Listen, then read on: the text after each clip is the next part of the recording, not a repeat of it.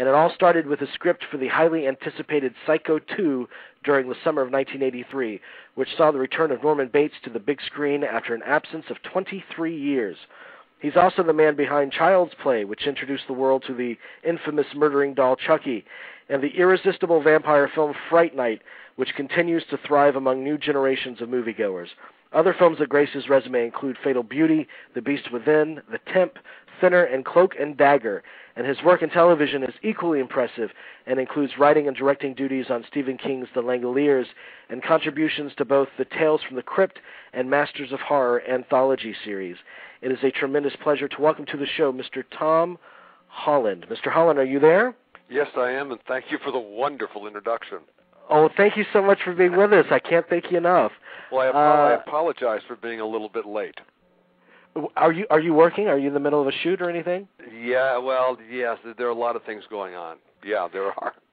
We've had that with our previous two guests. They've been calling from location, so it's going around tonight. Tell me a little bit about. You've said that Psycho 2 you consider your big break into the industry. Tell me where you were before that came about and how the opportunity did come about for you for Psycho 2. Let's see if I can give a build-up. I've been writing originals through the 70s. I started to get television work in the 70s. I got a movie of the week called The Initiation of Sarah, which I wrote, which at the time was quite notorious.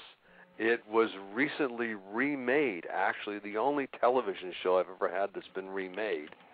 And it was on ABC, and I think it was the first overtly sort of what they called the Jiggle a TV show.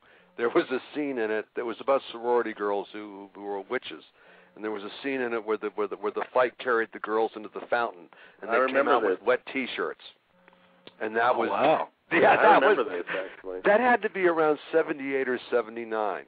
Then I got The Beast Within, which was the first feature that I did. And I thought that was a terrific script, but the movie wasn't a success, and I didn't work for a year after that. Mm-hmm. So, and then I think I got Class of '84 before Psycho 2. Right. But then I got Psycho 2. And that was the first. It certainly wasn't the first job. I'd been a working writer then for a number of years, but it was the first job that turned into an enormous international success. Well, I would imagine, and just to think of the masterpiece that was Hitchcock's Psycho in 1960. Yeah. 23 years have passed. This must have been an incredibly daunting project for you. Daunting, intimidating, terrifying, going into something, expecting the critics to just roast you alive for even attempting it. All of that, yes, it was terrifying, intimidating. Yes. Yeah, I would imagine. Did they have ideas that they wanted you to flesh out, or did they just give you carte blanche on where to take the story? How did that work? No, let's see if I can remember. And this is said with a great amount of respect.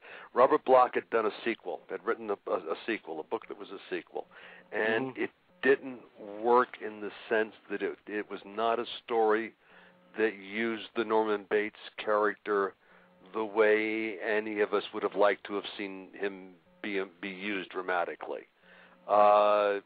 It wasn't a commercially satisfying novel, and I say that having an overwhelming respect for Mr. Bloch, who was the mentor to an awful lot of people, including Stephen King. That's right. But his sequel novel did not work, and so it was a tabula rasa in that sense. And the question was how to do a movie that would be faithful to the first one, and yet would use one of the qualities that made Norman so such a stunning characterization by Anthony Perkins, which was that you had a psychopathic serial murderer that you felt sorry for. Right. That you identified with, that you understood his mother had driven him insane, and although what he was doing was terrible, you still sympathized with him, And that was the character that Tony had created in the first one, and it was how to take that to the next level in the sequel. That was was my feeling about what it should accomplish dramatically. And it was go ahead. I'm sorry, sir. No, please go ahead. So that was how you kind of established that sympathy for the character by establishing a kind of subplot to work against Norman, work against his efforts to rehabilitate? What I'm saying was what you saw working in the first movie in Psycho. What made, among the many things that made it stunning, was that Norman Bates was a sympathetic psychopathic murderer. And I'm not even saying that was because of the screenplay. It was, yes, the screenplay, yes, but it was really what Tony did with the character. Absolutely. And so, therefore, that was the character that you wanted to see in the sequel. And realizing that dramatically, that was how I pitched the story to the director, Richard Franklin, and got the job. So now how to accomplish that was something else. The underlying premise of Psycho 2 was that you have a psychopath who's been rehabilitated and has been let back into society, and what's sympathetic about it is he's desperately trying to hold on to his sanity, and the relatives of his previous victims are not happy or feel that justice has been betrayed, and they decide to drive him mad, so they can put him back in the insane asylum, and of course it backfires. But the sympathy for Norman is that even as Norman's grasp on sanity begins to loosen, he's desperately trying to hold on to it. You still so desperately want to cheer for him, for him to pull through. It was always I don't know whether the right word is irony or the duality, but it was always part of what made Norman Bates such a fascinating character. Yes, exactly. Yeah. Were you a presence on the set during shooting of that film? Yeah, I was. What are some of your fond memories of that particular set? Well, it was just a terrific experience. It was a happy film. I just recently going through my through the memorabilia I have, I came across the whole bunch of Polaroids. Does anybody even know what a Polaroid is anymore, I wonder? Yeah, that's funny. They don't make them anymore. Yeah, I know. But I tell you, the quality wasn't good. I hadn't looked at them in 27 years or however long it's been, and there were Polaroids of on the set, and with myself and Robert Loggia clowning with the knife sticking out of Robert Loggia. And he has one of the great death scenes in the whole film. It's terrific. Yeah. Was that in the script? The hitting the banister and the knife going in further, or was that obviously something? Or is that something that let's do it a little more and really kind of stick it to the audience with that? That was all in the script. That was probably the closest writing experience I've ever had with a director, where not only did I wrote it, but then we looked at the mise en scène or the visual set pieces, whatever you want to call them, and I wrote them, too. We felt that we had to, and this sounds gratuitous, but we felt that we had to give a certain amount of what in those days was gore, I guess, and among those, what you're talking about is he falls, and there's a close-up as he hits the floor and drives the knife further through his body. Also, in that category would be the knife going through Vera Miles' throat and out the back of her head. Right. That's true. The times changed since 1960, didn't they? Yeah. Well, that's an interesting discussion too. Yeah, absolutely. But there was no question that was the direction that you wanted to go to appeal to a more modern audience. Well, yes, but they were touches, and there were 3 or 4 of them. They were Norman grabbing the knife that Meg Tilly is wielding, trying to hold him back. Right. And they pull the knife through his bare hands. That was a scream. But those shots, we deliberately added those shots, and I can't remember, 5 or 6 different places now, and I wrote them into the script. Yes. Well, Hitchcock did the same thing. I mean, back in 1960, what Hitchcock did, those 5 or 6 shock moments he put in his Psycho, I mean, they must have been equally as terrifying and as shocking back then as they were in Psycho 2 in '83. You can count on it. Richard Franklin, the director of Psycho 2, was a devotee and a student of Hitchcock and had gone to visit him at Universal when Richard was at USC. So I mean, the whole film is a homage to Hitchcock. There is a pan around Mother's bedroom, and if you look carefully, you'll see a silhouette of Alfred Hitchcock on the wall. I saw that. Yes, because we wanted Hitchcock to make an appearance in the film, as he did in all of his films. Absolutely. I mean, tell me about Richard Franklin, because obviously this was a collaboration that worked, and because you guys did it again. Tell me about that collaboration. Richard Franklin was an Australian. Mm-hmm. As I said, he went to USC. Mm-hmm. He was at the vanguard of the Australian film movement at the time. He was probably one of the few Australians doing overtly commercial films. He did a film called Road Games and another film called Patrick, both of which echo Hitchcock. It's how he got the job, actually, I think. Road Games for sure. Yeah. Definitely.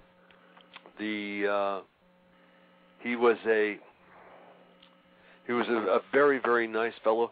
He was dry. He had an academic personality. He's now passed away, but he was teaching at the university in Sydney, I think, and I can't remember the name of the university, but he was teaching film.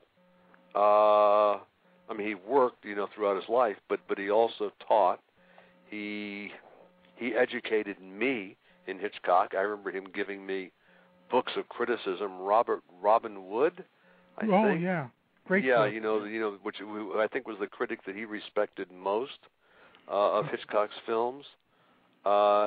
We dissected together. We ran I don't know how many of Hitchcock's films, and those were in the days when VHS cassettes had just come out. Mm-hmm. Mm-hmm. And so we would take things. I can't remember all. Certainly, obviously, Psycho, but all the other Hitchcock films. Some very, ones lesser known, like right. I believe not The Lodger, which is famous, but like Blackmail, which was the first sound film done in England. I believe it was shot in 1929 or 30, and Hitchcock directed that. By the way, Ronnie Neame was the first AD on that, if you really want to get into minutia. Right. Ronnie Neame directed the first Poseidon Adventure. Right. So that was a group around Hitchcock. So anyway, so Richard and I dissected the actions, set pieces, or mise-en-scène, or whatever you want to call, of Alfred Hitchcock as we did the film, and then we built the visual set pieces in once we had the dramatic framework and a scene-by-scene breakdown. Right. And it was a very meticulously planned film. Yeah. I've been watching these past couple of weeks. I've been going back through old interviews with Mr. Perkins, and he always seemed. The common question was, don't you feel typecast with this iconic character? And he always seemed to feel quite the opposite. He seemed to relish in being able to bring this character to audiences. What was your experience working with him and just observing him work? He was brilliant. I mean, I don't know if I can say that about any other. I don't say that about very many other people, actors or otherwise. But Tony Perkins was brilliant. I mean, his best friend was Stephen Sondheim, I believe. He had an encyclopedic knowledge of the film business and who did what. There was a game back in those days, which they still may play, the movie game. You name a star, and you name a star. I name a movie that star was in. Now you have to name another actor that was in that movie, and you keep the chain going until you lose. That's right. Mm-hmm. Okay, Tony could play it with cinematographers, composers. I mean, the directors. I mean, he knew everybody who was creatively important, and it seemed to me like every film ever made. Films like Three Jills in a Jeep from 1941. Right. I mean, stuff that you'd never heard of. Now today, that would be impossible, probably with the onset of so many DVD movies. But in those days, back even in the early '80s, you still were dealing mainly with classic, what we call classic cinema now. Mm-hmm. And so he had that. He also had that about music, about classical music, about opera. I mean, it was an encyclopedic knowledge of high culture. He was high culture. He was not lowbrow. He was highbrow. Mm-hmm. Yeah, absolutely. Yeah. There's no doubt about it. We're talking about the summer of 1983. Our guest is Tom Holland. Our next guest, Glenn Kinney, terrific critic, is on the line, and we're going to get to that segment in just a moment. We're running a little bit over. But before I let you go, Mr. Holland, I would be remiss if I didn't ask you about another film in your resume that has just endured, and it's just a terrific film, and that's Fright Night. We talked to Chris Sarandon a couple of weeks ago when we did a Sidney Lumet tribute, and he spoke to his experience on that film. He said that was, outside of Dog Day Afternoon, that was the only film, yours, Fright Night, that allowed him a period of rehearsal. Yeah, we had 2 weeks rehearsal on that. I've always rehearsed all of my films, but I've never done 2 weeks again. Over the years, it's gone down to like 4 and 5 days. And I will say that the film is going to have a midnight screening on September 19th at the New Arts Cinema on Santa Monica Boulevard in Santa Monica, California. That's going to be great. Yeah, the film is just amazing. It's become generational or intergenerational now. And its reputation seems to keep growing because it's a film that parents can share with their children. The longevity of it and the way it's growing just amazes me. And it's the warmth. I think it's because of the warmth and the humor. And finally, it's a film about a horror fan who finds his fantasies come true, much to his horror, and a vampire moves in next door. But you have struck lightning. You obviously have the Psycho fan base. You have Child's Play, which was such an influential film, and Fright Night, and some of the other works that you've done. Tell me about being embraced by this community of horror fans. Tell me about that community. Well, I have to tell you, I've only become aware of it in the last couple of years. Become newly aware of it in the last couple of years with the Masters of Horror that I did. Right. It has grown so much. You have to remember when I did Fright Night, I think Fangoria was like 2 or 3 years old. That's right. So it was, and they were interviewing me on Fright Night, but not on Psycho 2. So they were not, they were not moving on Psycho 2. So I was there at the birth. I think I went to, I know I went to a Fangoria convention for Child's Play, and it had just started then, and that's probably 86, 87. And it has grown enormously. I think it's cyclical. I think it's just wonderful, and I love the fans, and I love the fact that it's now parents and their children, and it also encompasses women now. I could go on and on about this, but you got somebody else waiting. Right. Well, it's a fascinating phenomenon, fellas, and it's growing, and it's great. Mm-hmm. Well, we are crazy about you. I'll also add one other thing. I pulled all the reviews from the original Psycho from 1960, Hitchcock, and it was universally reviled by every major critic in America. It was. That's very true. Just attacked viciously. I mean, so that's a fascinating comment on where because Hitchcock's Psycho was really what started it in 1960, and I think that's a fascinating comment. And then you look at where we are today in 2008. Yeah. Well, we can continue this conversation forever. And we love your work, and we would welcome you back on the show in a heartbeat. Will you please come back sometime in the future? Yeah, I'll be more than happy to. Thank you, fellas. Thank you. Thank you so much, Mr. Holland. God bless. Have a good week. I hope the show is great. Thank you. Thank you so much, sir. Bye-bye. Thank you so much. Bye-bye, gentlemen. Bye-bye.